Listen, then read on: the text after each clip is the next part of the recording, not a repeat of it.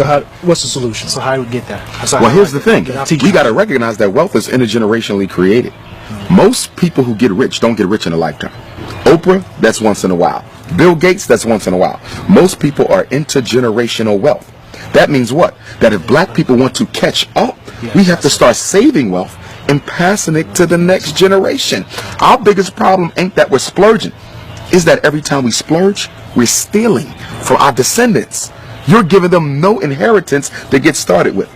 But the white child, they're starting out $100,000 plus, $1 million plus. And I think we have to become more strategic in the way that we do our health plans as well as our life insurance plans. Because what I'm learning with a lot of these white folk, a lot of them are getting their first, what you want to call a shock of wealth through the life insurance policy of their parents. We talk about that too. Yeah, so life insurance policy. Yeah, so there's so many different strategies towards wealth that we're not even thinking about because black people, our selfishness, it's also based on our, what you want to call it, emergency consciousness, survival instinct. We're only worrying about our life. We do not think about those who come after us. Now, you got to realize now, when we got out of slavery, white folks been already building wealth for a couple centuries. Right. We started behind the 8 ball.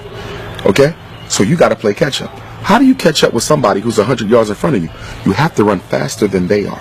That means we have to sacrifice our spending habits more than everyone else in order to catch up. How does a people who are at the bottom waste money more than people who are at the top? So not only are you not catching up, you're not even thinking about trying to catch up. This is good, and we got 1,000 questions, and we know you got a flight. We appreciate the time. Thank you. No problem. One fat, meat, juicy point. What would it be before you go? I would say that we have to build our own schools.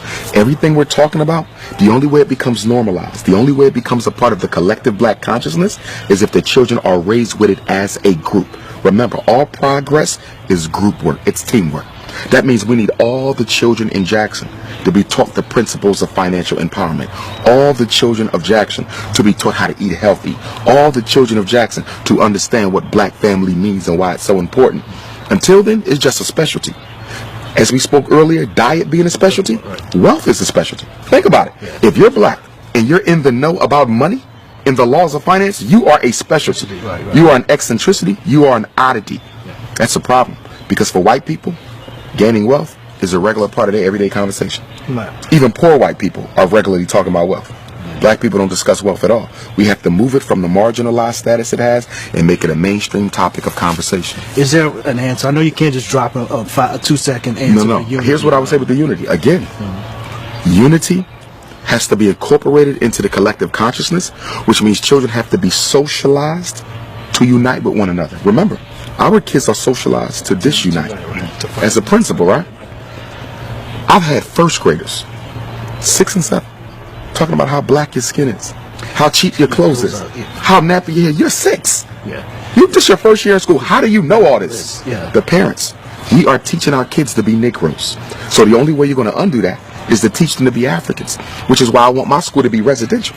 Because I know sending them back to the same house that created the illness after school is going to undo everything I do from 8 to 3. You got the kids for 16 hours. I got them for 8. I can't win because the brain is the creature of repetition. Whoever gets to this the most will rule it. What did Adolf Hitler say? Come up with a lie, keep on telling the lie, be consistent with it. It ain't got to be the truth. But the brain cannot resist the temptation to believe something that is regularly presented before it. Repetition wins. We give our kids to white folks for the first 18 years of their life, then we want to remake them into Africans for the rest of their life. That's ridiculous. The formidable years of conditioning is birth to 12. The formidable years of conditioning is birth to 12. We give that to white people. And then when they turn 21, they already have habituated. They already have a personality. They already got hard habits.